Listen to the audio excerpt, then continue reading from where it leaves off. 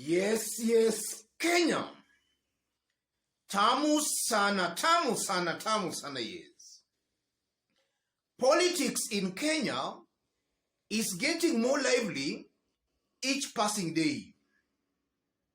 William Ruto was today in Kericho County and he talked about the Hustlers Fund. I want you to listen to William Ruto today in Kericho. Yes, William Ruto is not launching or unveiling the Hustlers Fund, but is still promising that come December, it will be available. So he's still giving promises. He has not yet fulfilled his campaign promises. But the most interesting thing about those remarks by William Ruto is that William Ruto is making a U-turn from what he promised hustlers when he was campaigning. When he was campaigning, he made it very clear to the hustlers that the Hustlers Fund will be interest-free. Interest-free. Listen to this. Na hiyo Hustler Fund tutaweka pesa ya serikali shilingi bilioni 50. Na hiyo bilioni 50 tutawapatia wafanyabiashara kama wewe bila interest, without interest. Yes. That's William Ruto when he was campaigning for the presidency, and William Ruto as the president. And you can see clearly he has made a U-turn. Yes. When he was campaigning, he was saying the Hustlers Fund will be interest-free. Now as the president, he's saying that Hustlers Fund will earn some interest, but less than 10%. Though he has not even launched the fund, he is still just promising.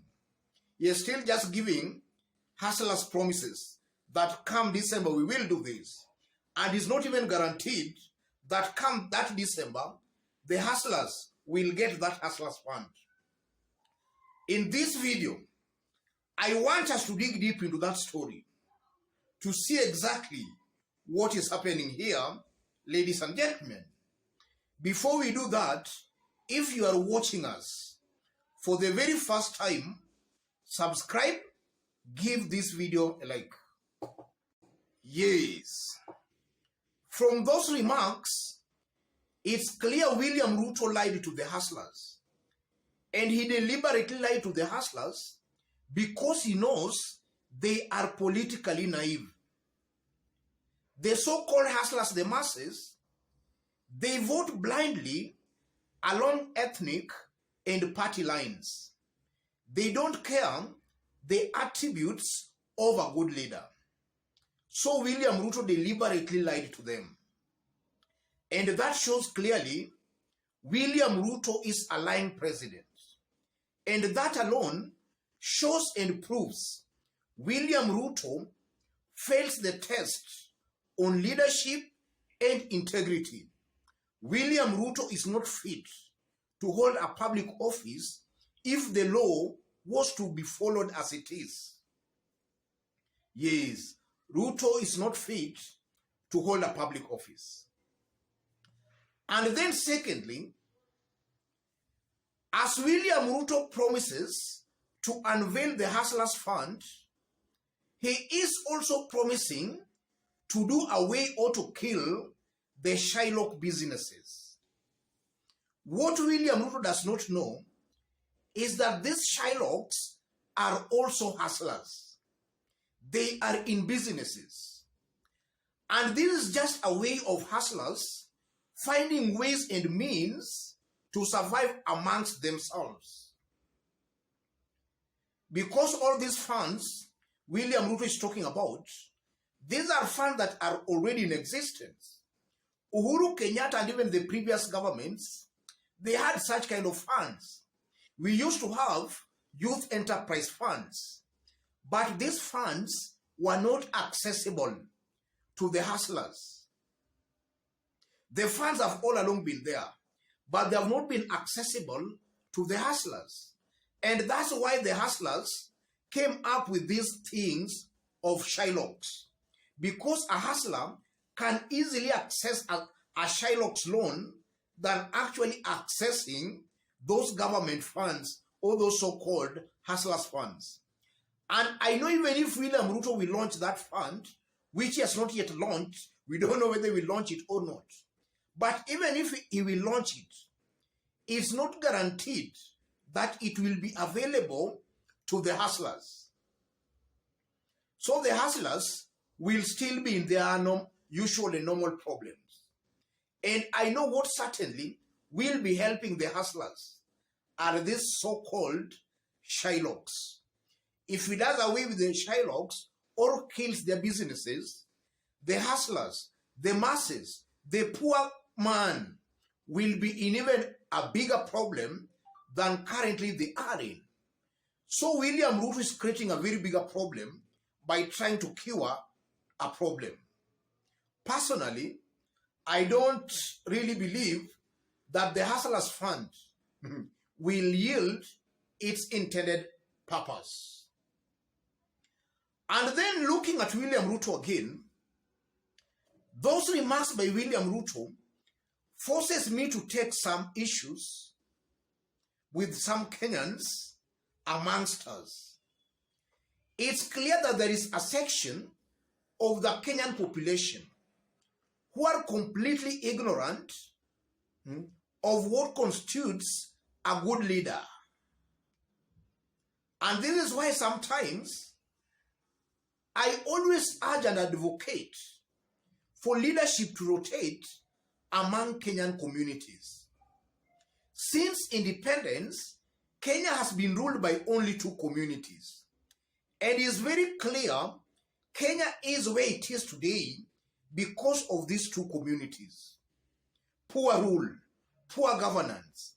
And the people who have been watering this kind of bogus leadership are people from a specific community, or rather from specific Kenyan communities. Each and every time, each election time, they seem not to be getting it right. They seem to be having affinity for some crooks, for leaders who don't meet the threshold on leadership and integrity. So I'm forced to take issues with this section of Kenyans. They are a letdown to a good majority of Kenyans. They are the reasons why Kenyans are suffering. They are the reason why corruption is high in Kenya. Yes, they are the reason. And even before I conclude, those remarks by William Ruto again shows that William Ruto most likely will not fulfill on his campaign promises. And we have seen he has not fulfilled quite a good number of his campaign promises. Ruto told Kenyans that immediately was to be sworn in as the president. Akiweka tu Biblia chini, the cost of living was to come down. What has happened? The cost of living has gone up. Yes. William Ruto, when he was campaigning, he also told Kenyans that he was going to form a government with the hustlers, with Mama Mboga Boda Boda. What is he doing? He's actually expanding the executive to increase more spaces for his fellow dynasties, for his close friends and political associates. That's exactly what William Ruto is doing. He has neglected the hustlers, Mama Mboga, Boda Boda. So it's clear William Ruto will not be able to fulfill on his campaign promises. And it's also very interesting that he's still giving more promises. Instead of delivering, he is still giving more promises. Now he's talking about December. That December will come and go. And sometimes also, I just don't know on how Kenyans think. Because all the signs were written all over, even before William Ruto was elected the president.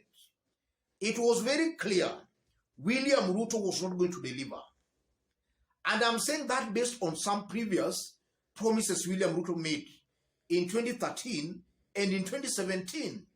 Promises he never kept and fulfilled. A good case in point are the stadiums, the Cameroon stadiums. In 6 months, he never fulfilled on those promises. And Kenyans knew all those. But they went ahead and voted for William Samoei Ruto. So signs were all over written that he was not going to fulfill on the promises. And for any other person who is still waiting for the Hustlers Fund, that December is going to hit. Anybody still waiting for William Ruto to fulfill these promises, anybody still waiting for the Hustlers Fund should wake up from that dream. These are promises, most likely, promises that will never be kept or be fulfilled. Yeah, they won't be fulfilled. Let me stop it there, ladies and gentlemen.